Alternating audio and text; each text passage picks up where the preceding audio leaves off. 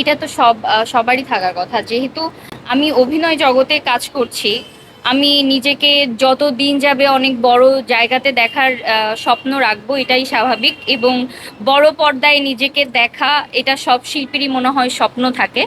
আমারও আছে, কিন্তু আমি আগে নিজেকে ওইভাবে প্রস্তুত করি, ওরকম সুযোগ আসুক আমার জীবনে, তখন হয়তো এটা নিয়ে ভেবে দেখবো। তবে স্বপ্ন আছে, স্বপ্ন দেখি।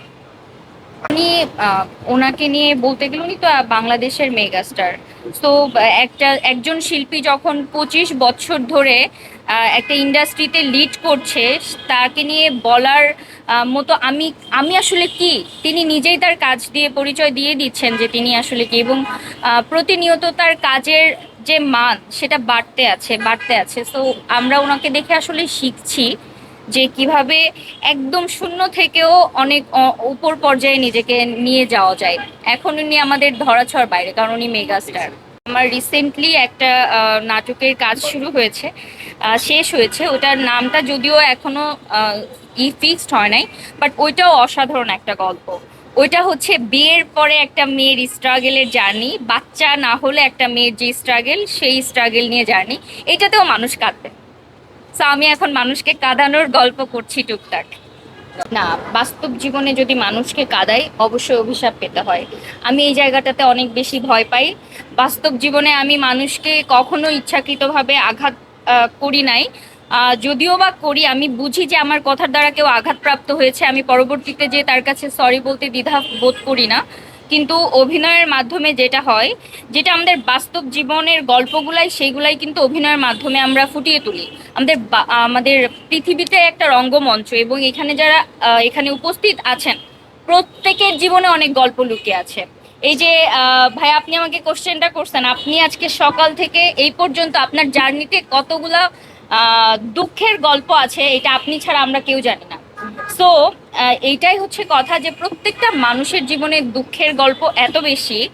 এই গল্পগুলাকেই আমরা যখন প্রেজেন্ট করি অভিনয়ের মাধ্যমে, তখন মানুষ আমাদের সাথে কানেক্ট করতে পারে। আর মানুষকে কাঁদানো অভিনয়ের মাধ্যমে এত সহজ না আমি মনে করি। সো কিছু গল্প আছে যেগুলা বাস্তব, সেইগুলা মানুষ রিলেট করলে তখনই কাঁদতে পারে। আমার কাছে প্রেম মানে স্নিগ্ধ। আমার কাছে প্রেম মানে অদ্ভুত সুন্দর একটা সম্পর্ক। আমার কাছে প্রেম মানে অসম্ভব সুন্দর কিছু মুহূর্ত।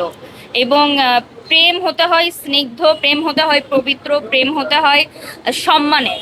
ঠিক আছে, যেই যেই প্রেমে মুগ্ধতা নেই, সেই প্রেম প্রেম না আমার কাছে। চিঠির গল্প, আচ্ছা। আমার আমার একটা কাজ রিলিজ হয়েছে, প্রথম প্রেমের চিঠি। এই কাজটার আমার বাস্তব জীবনের গল্প থেকে নেওয়া। আমি যখন ক্লাস 8-9-এ পড়ি, তখন আমার বাসায় চিঠি আসা শুরু করে।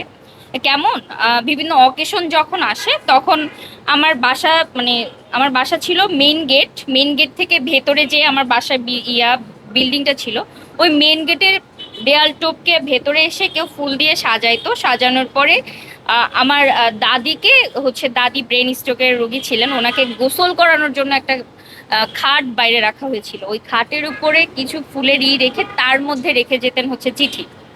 আমার আম্মু পেতেন সকালে উঠান ঝাড়ু দেওয়ার সময় যে। তো আমার একমাত্র উদ্দেশ্য থাকতো ওই চিঠিগুলো কালেক্ট করা, এবং ওই চিঠির শব্দগুলো এত সুন্দর ছিল, আমি চিঠির প্রেমে পড়ে গিয়েছিলাম। কিন্তু এটা আসলে আমার জীবনে একটা ট্র্যাজেডি, যে আমি ওই মানুষটাকে খুঁজে পাই নাই, বা সে আমার সামনে কখনো আসে নাই। আমি পড়াশোনার জন্য যখন ঢাকাতে চলে আসি, তারপরে আর কখনো এরকম কিছু হয় নাই আমার লাইফে।